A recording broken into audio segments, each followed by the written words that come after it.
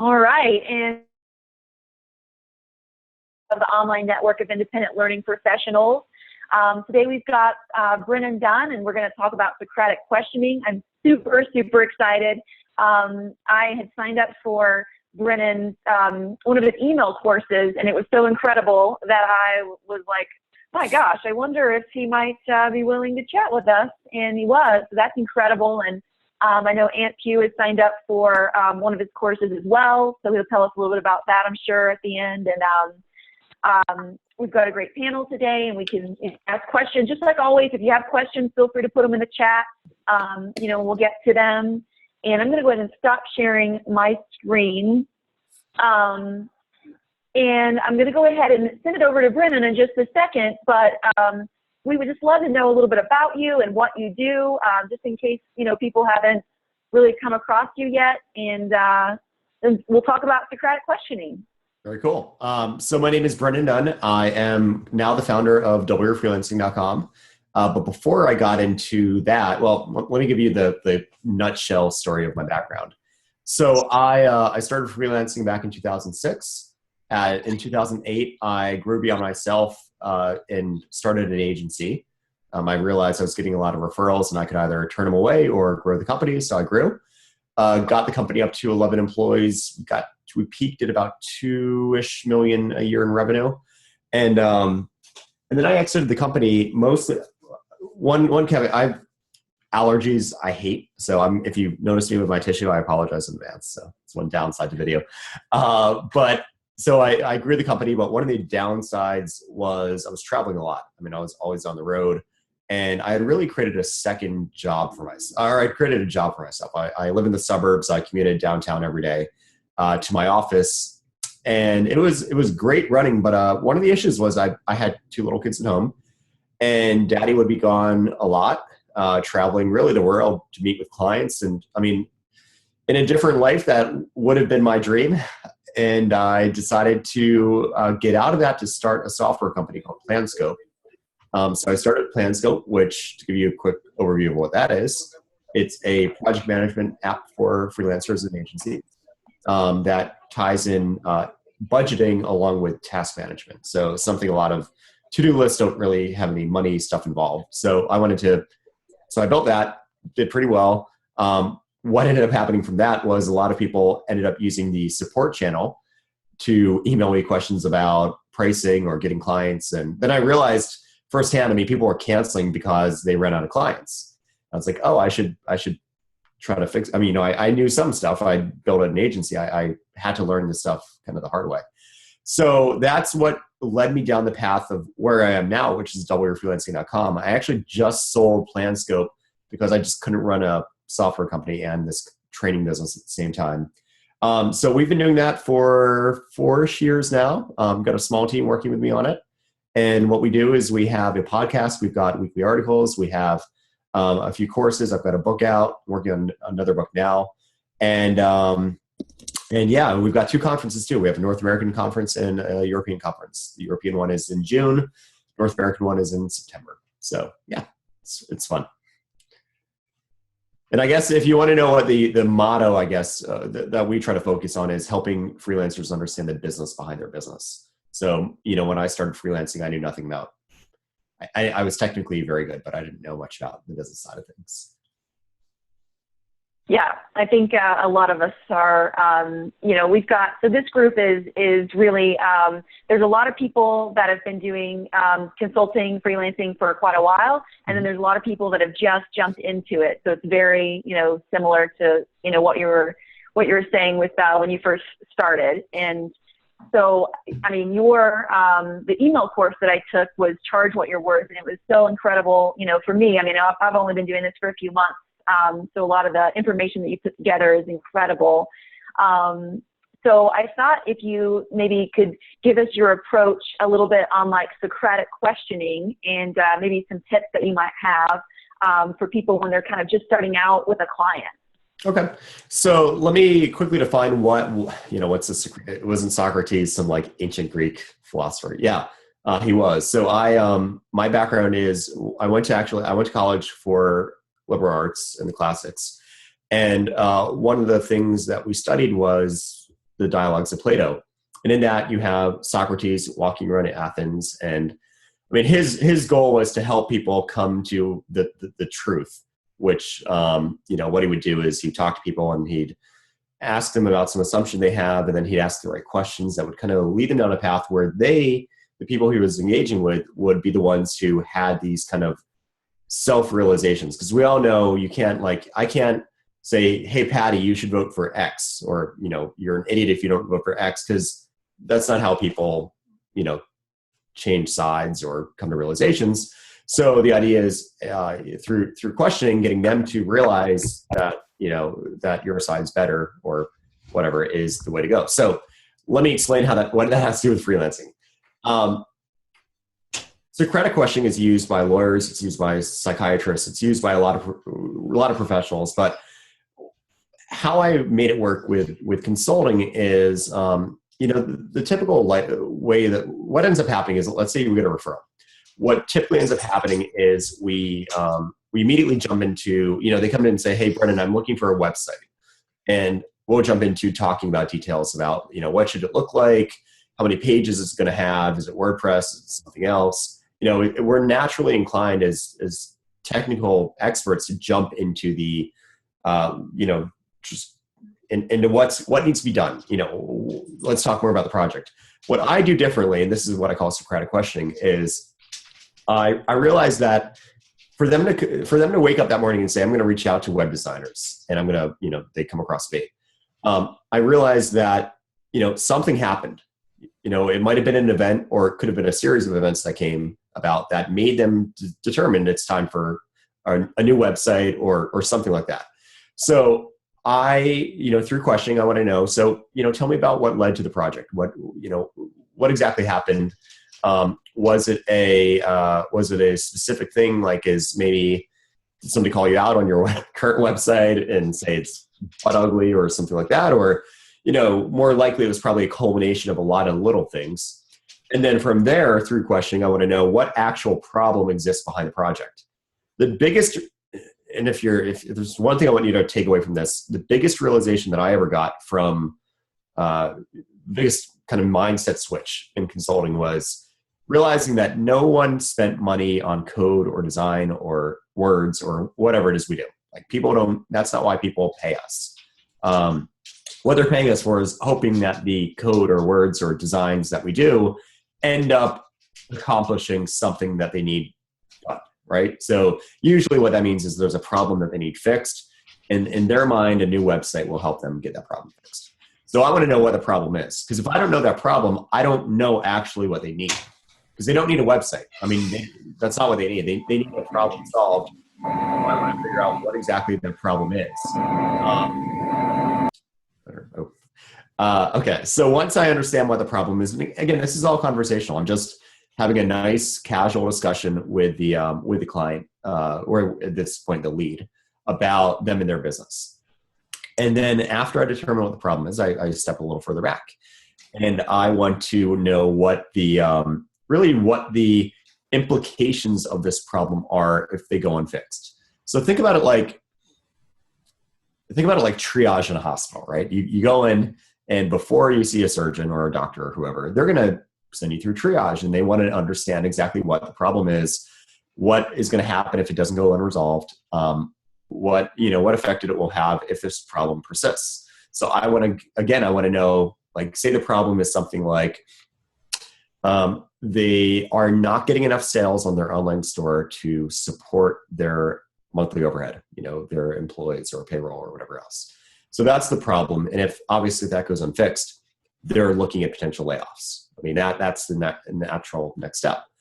So once I know what that is, now I want to know, if possible, how can we quantify in real dollars and cents what this problem is doing to the business?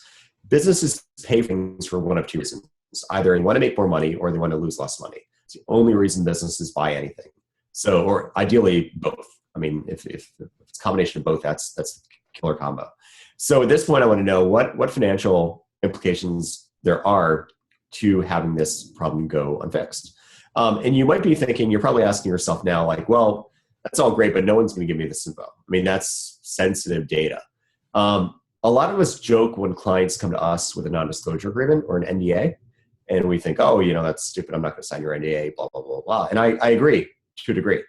But at this point, I actually bring out my non-disclosure and I say, look, I need to know this information because I only want to work with you if I can know that I can guarantee a return on investment. If I know that I can actually, I want to be an investment. I don't want you to spend money on me and have it go to waste. Like the money you spend on me, I want to multiply.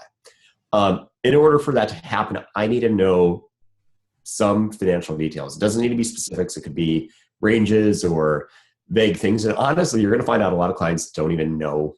Like if you were to ask the typical online store, so what's your average customer order amount? Or what's your, visitor to add to cart conversion rate? Or what's your, total conversion rate from visitor to purchase? A lot of them don't even know. So one thing I try to do early on is I try to get them to come equipped to that meeting with that data. So I give them an assignment like, okay, here's some numbers I'm going to need. Here's my non-disclosure agreement. This is I'm doing this to protect you. I want you to sue my butt off if I blog about how crappy your conversion rates are. And what this does is it really does position myself as business owner to business owner. Like I'm not just some vendor code monkey. I'm actually somebody who understands their business, understands the importance of this kind of stuff.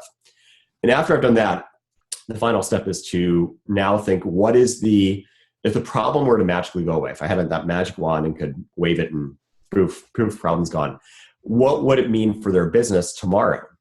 And usually what this is it's the inverse of the problem. So if they don't have enough customers to support payroll, it would be having enough customers to support payroll. Sometimes it's things like they want to expand and open up a new location or something like it's important to understand what the stuff is. And once I've done that, a few things happen. First off, all of this is going to go to my proposal. Every little thing that you tell me. Because when I propose, a typical proposal is something like, here's what I'll do. Here's what it'll cost per hour or something. Here's how long it'll take. Please sign. I mean, that's the proposal that yes, we might have a little like executive statement or a little short bio or something, but oftentimes that's it. And the problem is, what you're doing is you're basically saying, here's a list of commodities that I'm going to give you, because design is commodity, coding is commodity, they're all commodities. And here's what it costs. And what ends up happening is the client thinks, is this too expensive? Is it too cheap? Can I shop around? There's a lot of fear in that. And another big thing is just by, if the problem they have is they don't have enough customers, and they're potentially going to default on payroll, is a new website by definition going to fix that? Now, for all they know, it's just going to replace one thing with another thing and the same problems can persist. What this allows me to do is sell the client I'm not selling them a new website, I'm selling them more customers, and here's how. And I'm going to happen to use a website to do that. I'm selling them more customers. I'm repeating the numbers they gave me, the figures, the where they are now, where they want to be. And that it's basically becomes, if you've done any looking into sales letters and how sales letters are written, it's basically a sales letter for one is what you're doing. It's the same problem, solution, offer, overcoming objections, all that sort of stuff is all in that proposal. And the second thing I do after I do that Socratic questioning is I want to understand what financially that upside would be if tomorrow becomes realized. So if I can successfully solve the problem they have now, what does it mean for them in their business? And what I do with this is I start from something I can't control, which is usually their how they make money, right? So I don't control their pricing. I don't control, any of this stuff. But I work backwards to figure out what can I actually control. But in doing that, I do ask them about.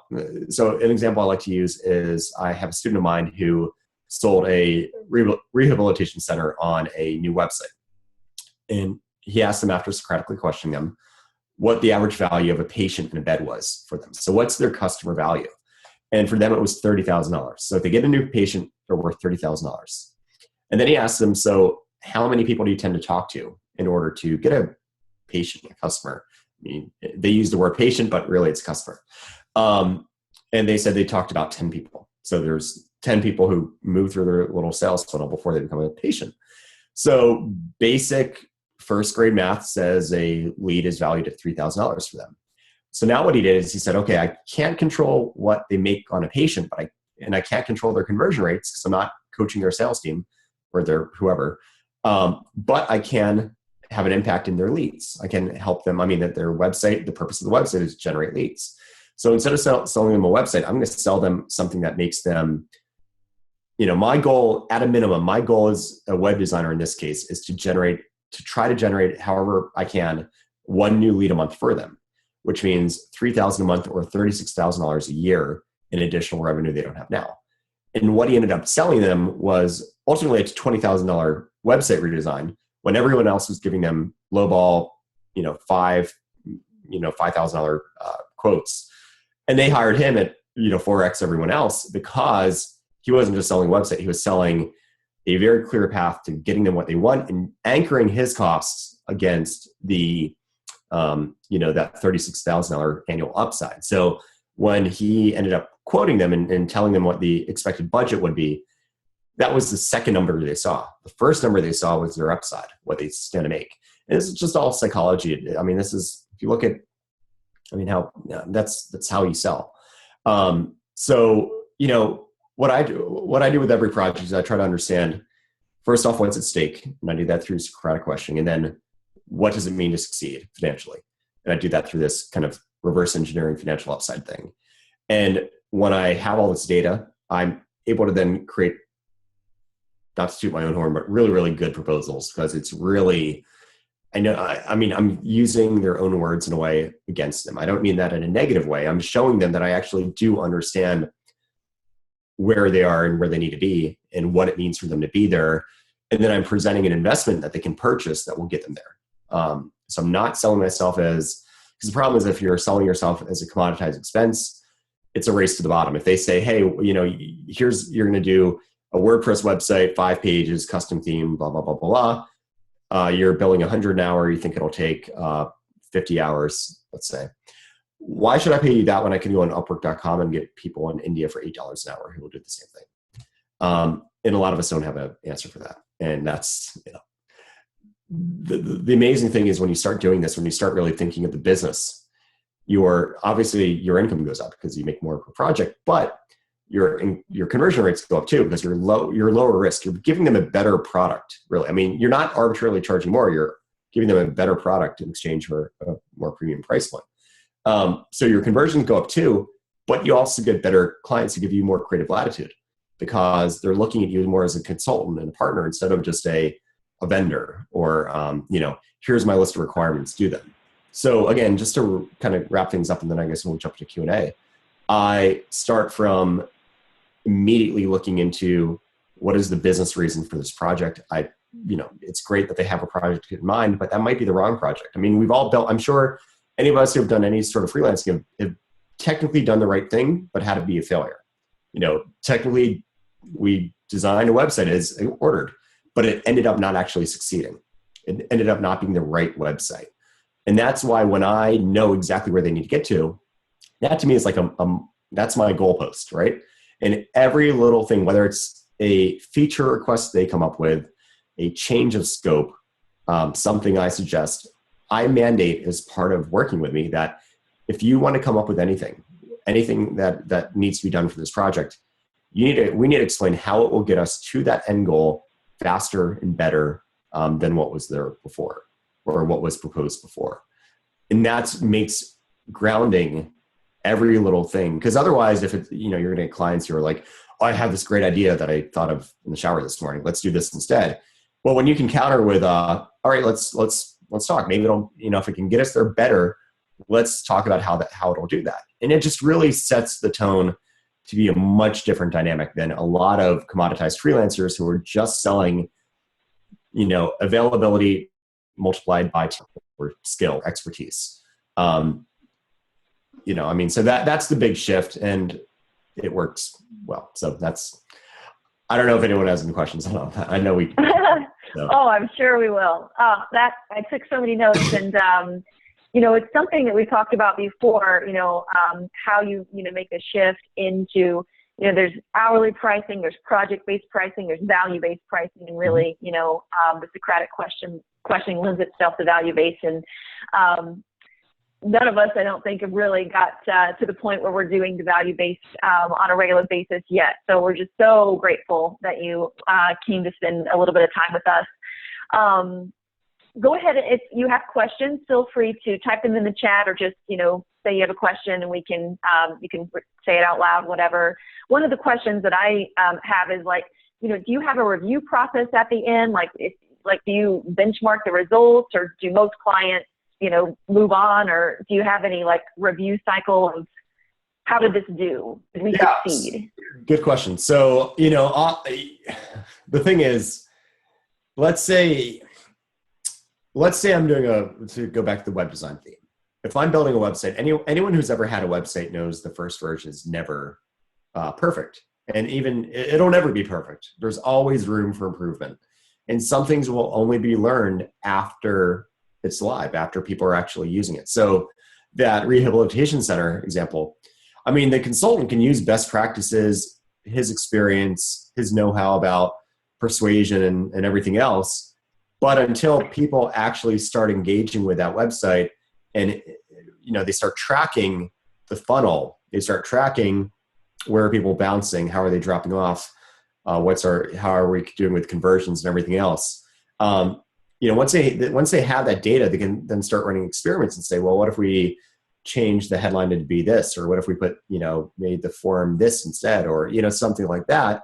And that provides a lot of ongoing capacity to really sell them on really a monthly subscription or retainer that allows you to stay involved and continuously optimize, or continuously even ensure, like, taking ownership of their backups and security updates and framework updates and everything else for them.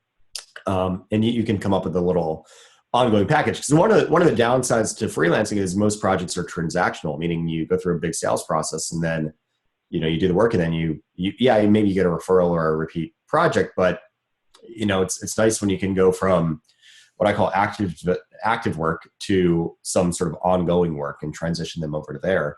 Because then, you can build up a nice baseline of recurring revenue.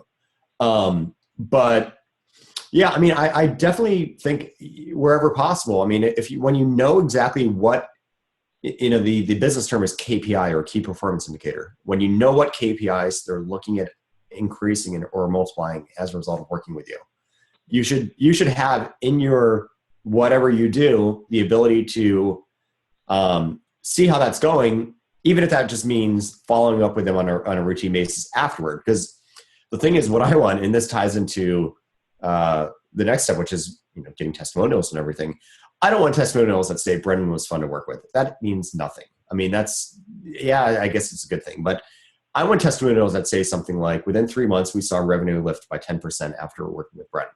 Because what that does is that shows prospective clients that I'm an investment front and center, right? I've helped these businesses in a very concrete way.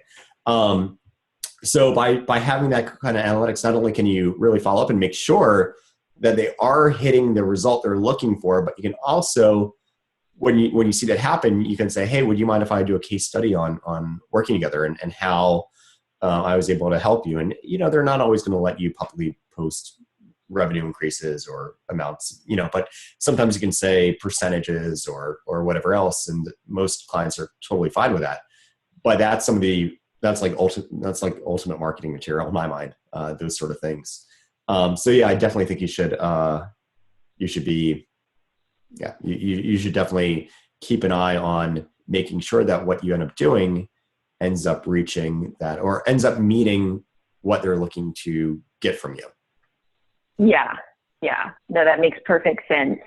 And then we have a few questions. They all came in at the same time. Everyone's just thinking right now, but Karen is asking, how might you apply this to a client you already have an existing relationship with? I mean, if you already have an existing relationship with a client, you've been charging per hour or per project, have you kind of missed the boat? Do you start that with new clients, or how would you go about that? Yeah, well, I mean, usually that question is asked around because if you're delivering a better product, meaning you're delivering a better, you're delivering a better product to your clients, it comes with a higher price tag. So that's usually asked around the context of how do you raise rates on existing clients.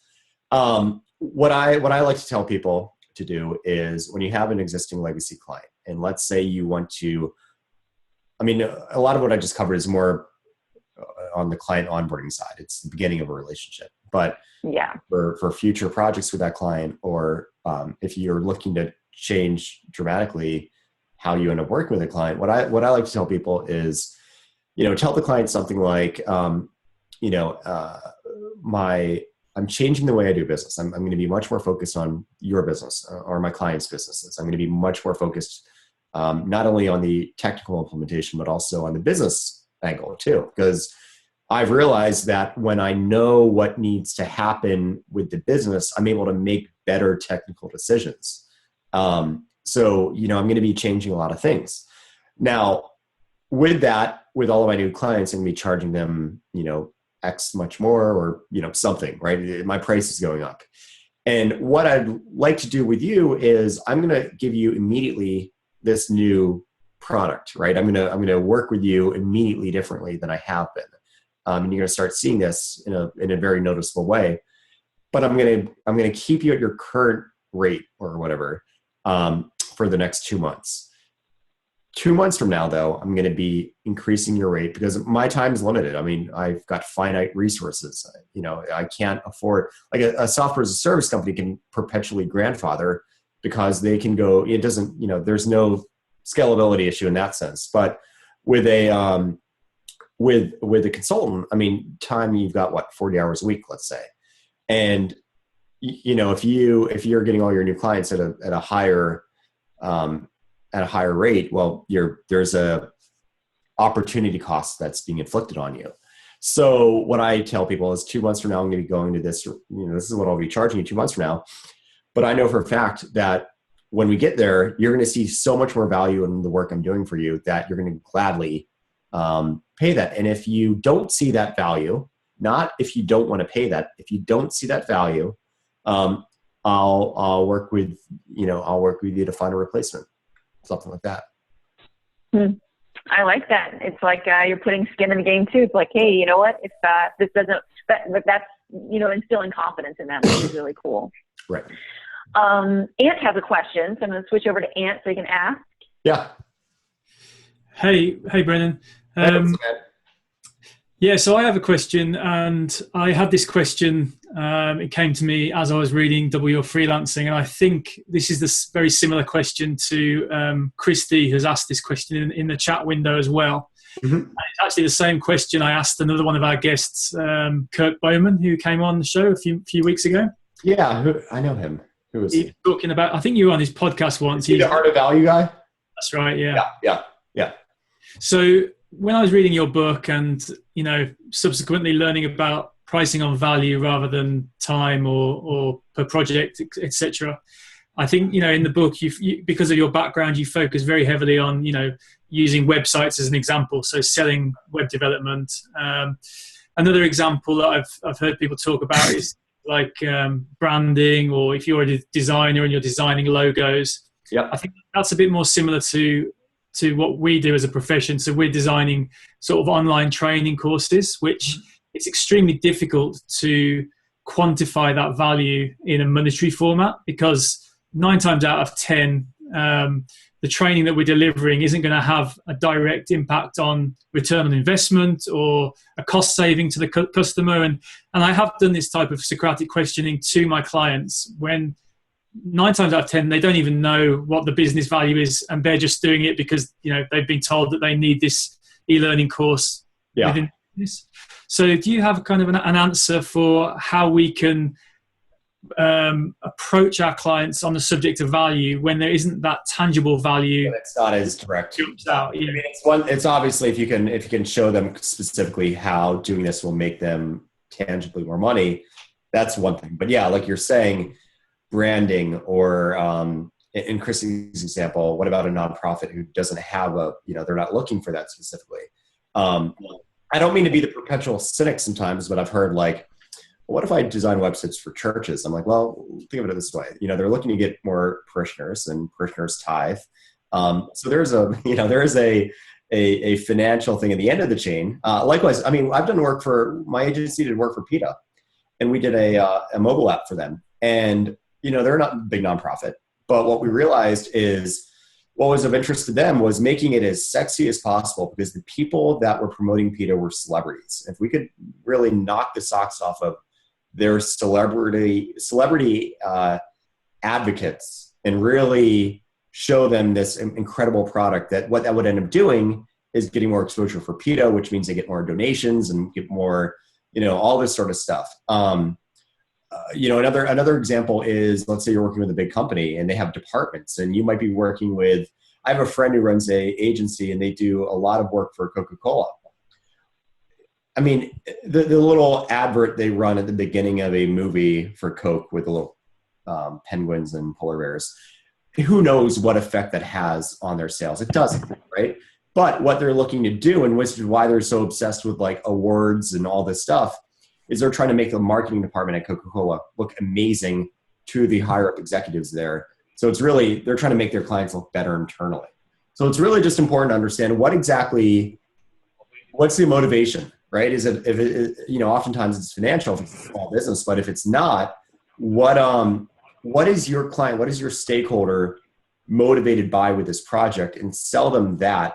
Obviously you're selling them the better, the product itself, but sell them on how you're going to make their department look incredible internally, or help, which at the end of the day means they might get a pay raise or more budget allocated next year or something like that. So it's just important to try to understand as much as possible what's at stake. And you can't always do financial upside modeling and everything else. That's obviously the ideal, but whenever possible, the more you know about the desires of your clients and what they're really looking for, when you assume that they really don't need what they're bringing you, and that they're really looking for something different, that's really when things to me start clicking. That's when you start thinking, okay, how can I steer the conversation to really figure that out? And it does take, it takes practice to really get good at this kind of questioning. But once you get there, it really does position yourself as a consultant who's interested in their business versus a commoditized freelancer. Brilliant. That's a great, thank you. Sure. Yep. Yeah, that was very helpful. And Diane also had a comment that kind of tags onto that. And, so it may just be like whenever we're creating a statement of work or whatever, really just highlighting the benefits at the top. Like, these are the things that you're going to get from this, even if we don't have exact figures or numbers, kind of like Brennan suggested. So just reminding them of what they're going to get out of it is really good. Right. One way. Michael has a question, have you ever had, clients that are unwilling to share their business details, or, no, they're like, no, this is exactly what I want. Do you choose just not to work with those type of clients, or has that just never been an issue? If they're looking to completely micromanage an engagement, they're not typically the kind of clients I want to work with. If they're looking for somebody who they just want to direct, swing the hammer here and I'll swing it here and I'll swing it here, that's not the kind of client I want to work with. But if they're reluctant at first to potentially share data with you, share that kind of stuff, keep in mind, often a lot of these clients don't even know. You need to help them figure out how they can quantify some of this. But the way that I phrase it, which tends to work very well, is I do not want to work on this project unless I can guarantee it's successful. And I don't mean technically successful. I mean successful. And in order for that to happen, I need to know what's at stake, because I don't want to deliver you a project that is technically fine, but ends up not yielding a return on investment for you, whatever that might mean for them, right? Whatever they're looking to get. And for me, what that's done directly is that makes me a much safer horse to bet on than most of my competition, because everyone else is just saying, all right, you want a website? Let's talk about the website. And they're not actually looking at why do they actually want a website? What effect does it have on what effect could it have on their business? And so on.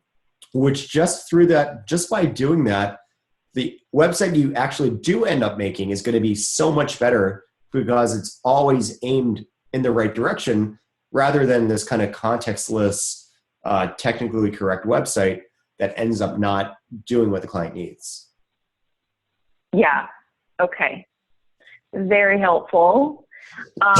Thank you for the answer to that. And then we have a question from Betsy, who says, you know, it kind of feels a little risky to guarantee that what you'll develop will be successful for their bottom line, considering how many variables they may be beyond their control. You know, to what extent do you offer a guarantee? I mean, here's the thing.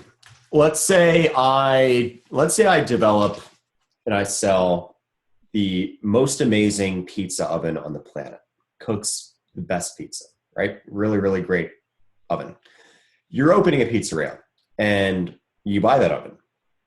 But if you're using bad ingredients, if you have cockroaches running all over the place, if you don't know how to get people in the door, if you don't know how to market your business, there's a lot of things, a lot of variables in play that can affect, you know, the actual success of that pizzeria besides that oven.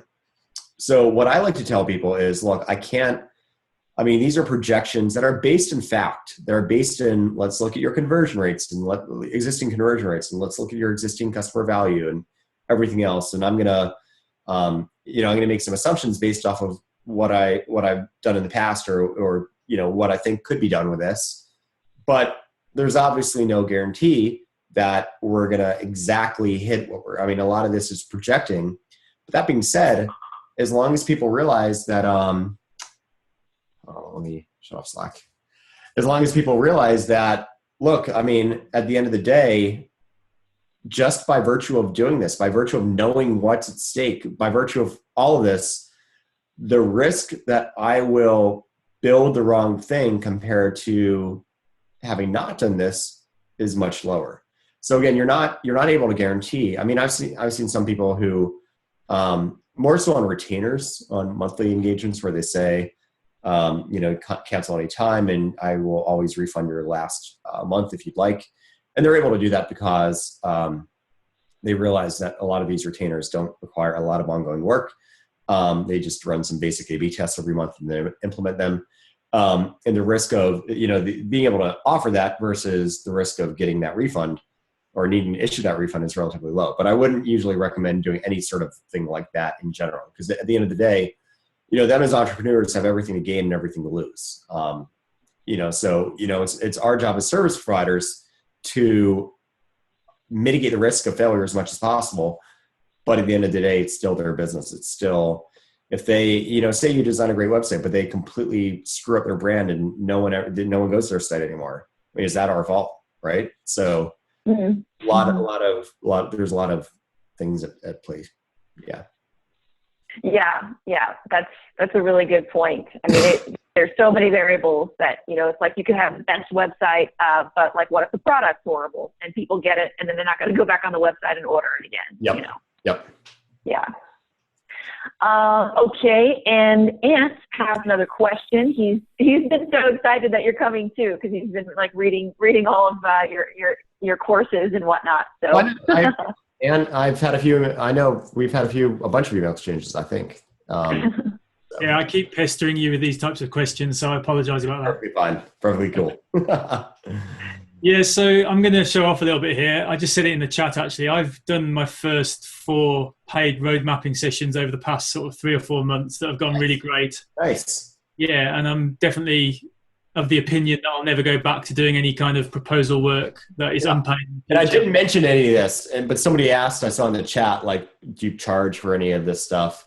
I didn't mention this, but yes, and I'm sure that's what you're getting at. But yeah. Yeah, well, I posted a link to a blog, but I know that you've got loads of great stuff about road mapping as well. So please share that in the chat. Yeah, that's Kai Davis's blog. Kai actually works for me. So you can probably see by the domain name itself, there's a bit of a, emulation going on. Yeah. No, but I mean, that whole process has been a real eye opener to me. And I think I think as a community, we should definitely move in that direction to try and make that the standard, because I think, it's a great practice to have and to stop companies just expecting us to go in there and do, a day of work without being paid. Right. But my question was about you mentioned it before about asking the client to sign your NDA, and I like that idea because it shows a level of professionalism. It shows that you know what you're doing and you're taking control of the relationship. So my question is, at what point in the relationship, I would assume that would come before a road mapping session. Do you do that kind of? No, so I can tell you my exact process. So all this stuff I said about Socratic questioning and everything, that usually goes in. So what I do is I offer, when I get a lead, I initially qualify them, and I do that to make sure that they can, financially afford me, that they budget, all that kind of stuff, right?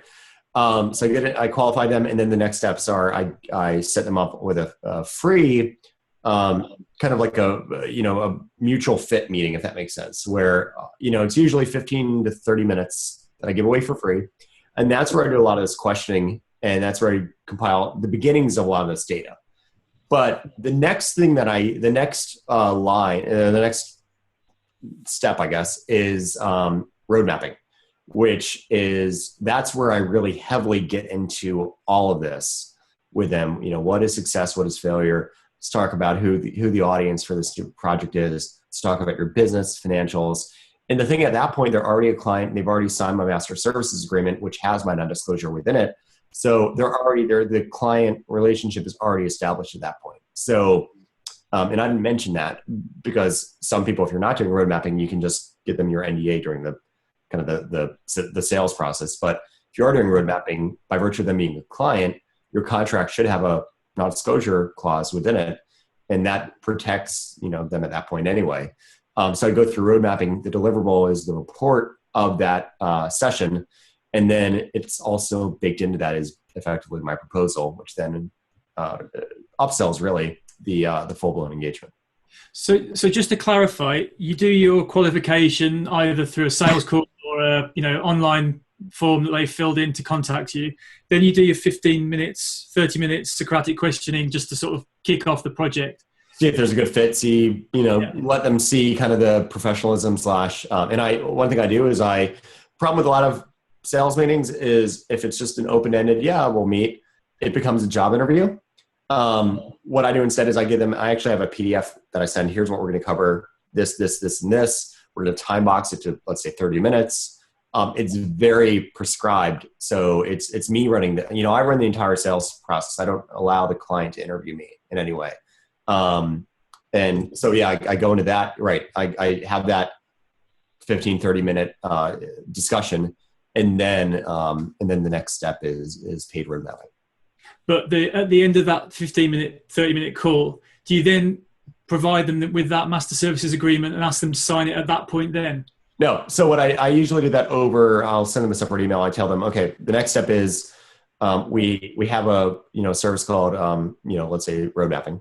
I've called it was road mapping with my agency. Nowadays I call it discovery. It doesn't matter. But it's a branding thing. But then I tell them I'm gonna be following up with some information about what the next steps are. Let me spend a little. How I phrase it is I want to look into a few things, do a little more research and everything, and then I'll send them this later that day usually, and I'll say, all right, the next step is let's say road mapping, and here's exactly what we're looking to do with this, why we do it. I could actually, in youre Freelancing, right, I have exactly the template I use. I don't have it in front of me though. But, here's exactly what we're going to be doing. Here, and attached is a PDF of the MSA, along with a statement of work for the road mapping. So the road mapping is fixed priced, fixed scope. My MSA covers the entire relationship between me and the client, but then the statement of work is just for that one-off. It's really a one-off consulting engagement is what it is. Now I've seen some people, depending on your budget size, mine were always, big, like $250,000, $500,000 projects for my agency. But I've seen people, actually one of my students does managed YouTube advertising. And what he did with me, I thought it was great. I love it when people use their own, use the stuff I teach against me. But what he ended up doing was, his pricing was about, it starts at $2,000 a month we'll manage all your YouTube ads. We'll do all this stuff for you. And I was like, I don't even know if I need, I don't know if this will help me at all. I don't know anything about YouTube ads at all. But he had this service for $297 where You can buy it directly from his website with your credit card. It doesn't require a contract or anything like that. And it's a 1-hour Skype call where he just opens up a spreadsheet and plugs in things like customer value, loads in different, like what your offerings are product wise, average conversion rates and everything. And then he includes the average cost per click on YouTube click-through rates. He incorporates a lot of like kind of case study-ish things from his other clients. And he helped me realize, does it actually make sense for me to go down the path of YouTube ads? And I was glad, spending $297 was a no-brainer for me. But had the only thing been go from $0 to $2,000 a month, let's say, I don't think I would have done that at all, So that's another big benefit of it, because it jumped from 0 to a lot, meaning your engagement cost is a pretty big jump. So if you can have something that's smaller that gets them now as a client, that lets them get some immediate value from you and so on, and then you basically upsell them the bigger thing, the main project, that works extremely well. Great. Thank you. Mm-hmm. Yeah, and that's definitely something that would apply in creating online training, just like we do with the group here. I mean, offering discovery or road mapping session for this amount, and then they can take that information and they can make an educated decision on what do they want to move forward. Even if they don't want to move forward with you, they can still use that information. And yeah, like you said, it's a way that you can actually just go ahead and build a relationship and get a client, and exactly it's a smaller step. Right. It's good for them because it lets them know, does it make sense for us to even do this? Right. Which, I mean, I sometimes get flack for saying this, but I've had a client before that paid $5,000 for road mapping. They were going to commission us to do this big project. And we ended up recommending signing up for Wufoo, which is like a hosted forum thing. That's all they needed. They just needed a way to have a forum with a payment field and have it hook up to like a Stripe account. That's all they needed. And by going through this, they got a lot of consultative input from us, but they ended up needing something that cost them $30 a month, right? But they're paying for our expertise and our knowledge that things like Wufoo exist at that point, right? So we're coming in as consultants and saying, here's what we would be doing in your shoes. Yeah, you can make an argument that we lost out on a big project, but again, I would rather have that happen than have somebody spend 30, 40, 50 grand on something that they actually don't need. Right. It's like making sure that they even get the right solution, which is so incredible. Exactly. In line with Brennan, I'm in the same boat. The way that I approach the clients is I first try and discover if they even really need my services. Mm-hmm. And in that meeting, I'll usually charge them for that meeting. Right. But in the end, they'll have paid so much for the meeting, but that's the end of it, because they may have discovered that in fact they really didn't need what they thought they needed. Exactly. So I think that these are the clients that will come back to you later at some point, remembering that you saved them a lot of money. Right. Exactly. And that's the thing. I mean, I've had so many clients who have turned away, who have referred great other clients to us. I've had clients who, it's good. I think it's good to partner. I mean, we had a minimum budget that was pretty high, but some people just needed a WordPress site slapped on with an off-the-shelf theme, and that was enough. And we didn't want to build them a custom blog when you could just use WordPress, or, a lot of them just didn't know. They don't know I think a lot of us have this assumption that our clients are just as aware of the ecosystem as we are, in terms of how things work, what's available, and so on. And, I think it's important to be actually a consultant and consult. It's funny, if you look at etymologically, the word client, what it actually means is it's French. It's ancient French, and it means to protect. So in a way, like, the job of us with our clients is to protect our clients. And obviously that makes a lot of sense in like a legal sense, like a lawyer and their client. But I think it's just as true for us. I mean, I want to protect my clients against themselves. I don't want them to spend a bunch of money. I had a client once who wanted this big, it was this project for a way to match music venues like a coffee shop or a restaurant with musicians, who could come and play like on Friday night or something.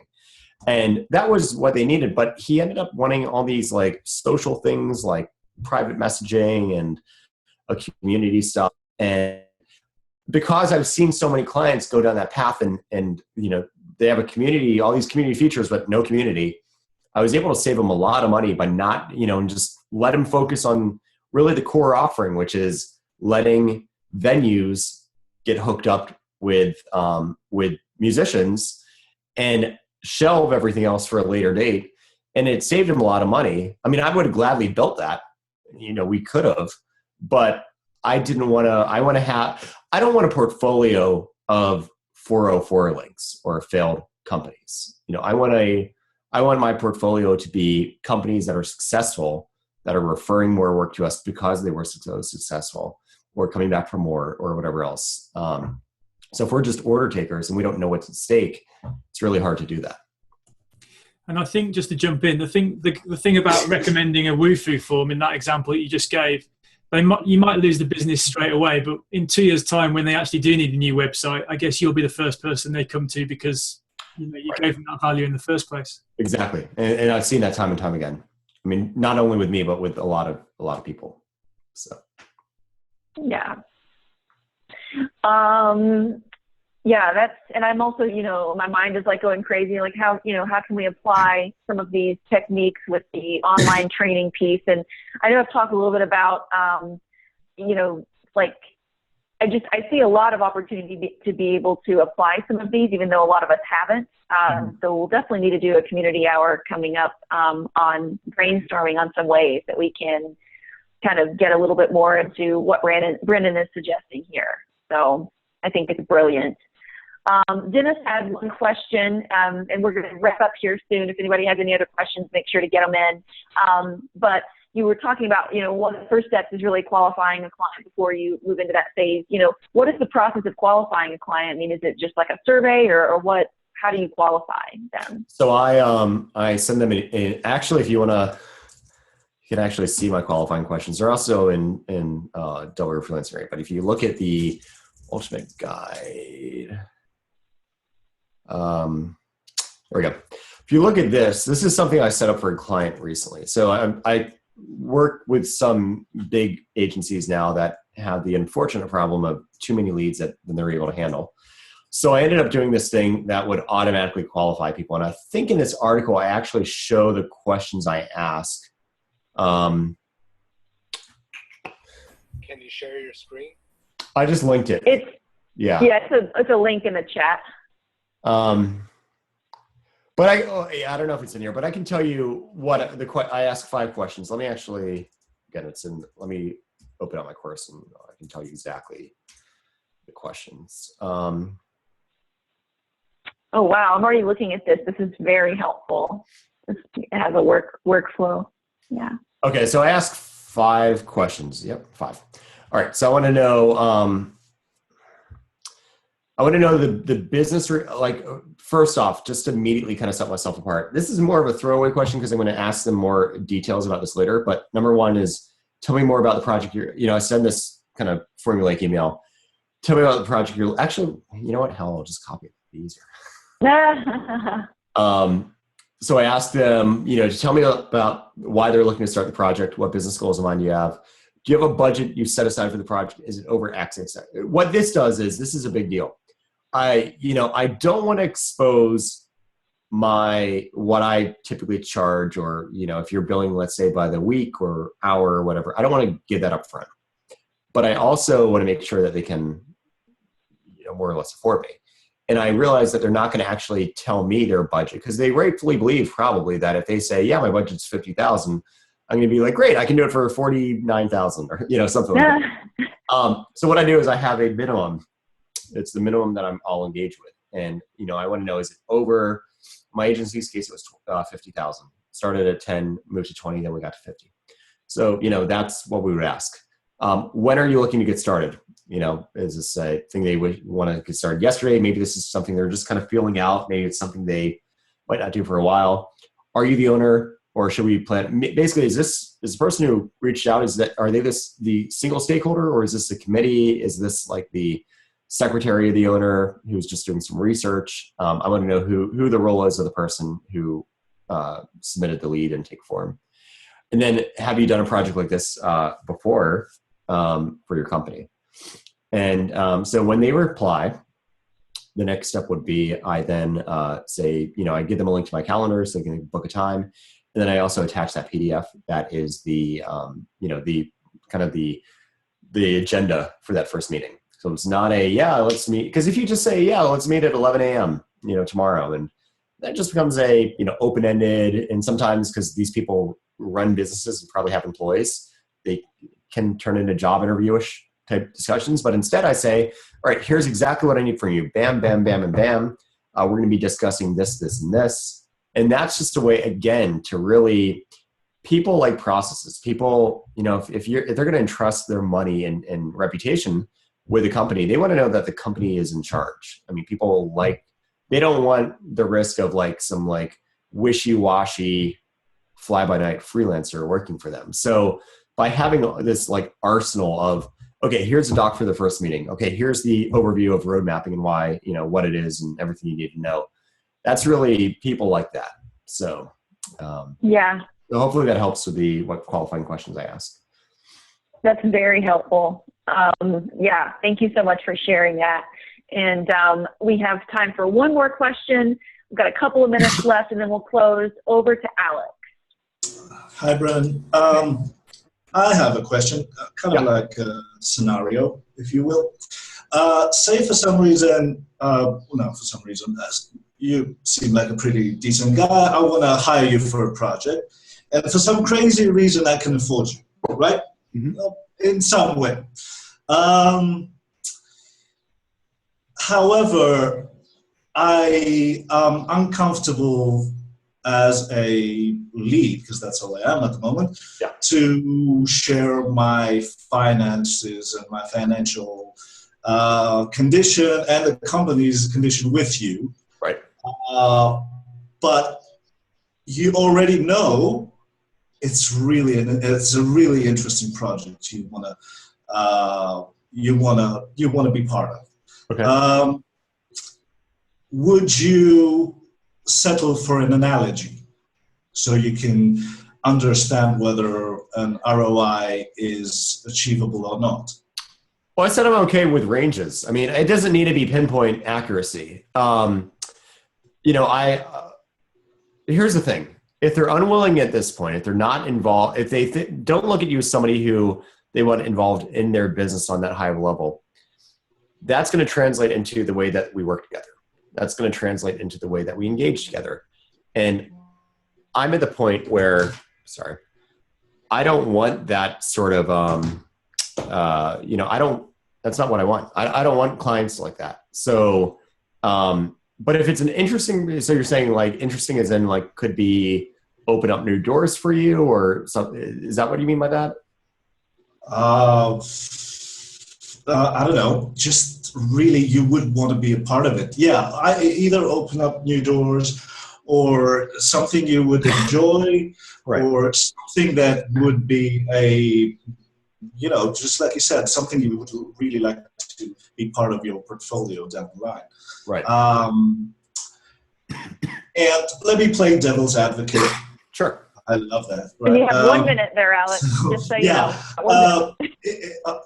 you know. Your client, it's theoretically, and that's the initial call or the second call or something like that. So trust is probably not built yet, I would suppose.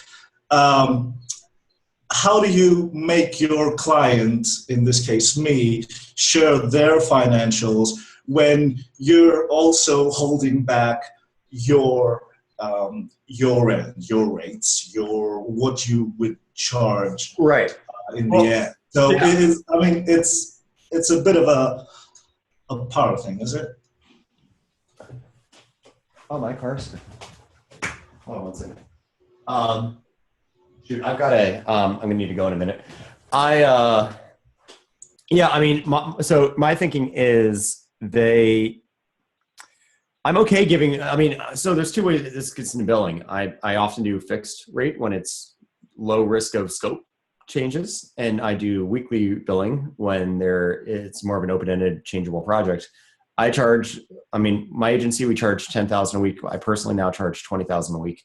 I'm okay with giving that up front because if they ask, because here's why. I tell them I'm not actually going to go down the the road of doing any of this if I don't think I'm going to deliver ROI. So yes, this might give you sticker shock, but unless I'm positive or very confident that I'm going to actually be able to deliver multiple of that, we're not going to work together. So that's where I'm okay with it. I'm not scared of that at all. But yeah, so awesome. And sorry, we're a minute over. I need to run. Yeah. Okay. Everyone, thank you so much for Brennan. Chat love, clap. Thank you so much for spending the time with us. I'm sure we'll be reaching out. Have a great day. Thank you. Hit me up on, what do you call it? On Twitter, Brennan Dunn, or youre.freelancing.com. You can find me there. Yep. And I put up your website. So everybody go visit his website, sign up for his courses. Perfect. See ya. Thank you, guys. Bye-bye. Thanks. Bye. Have a good week, you guys.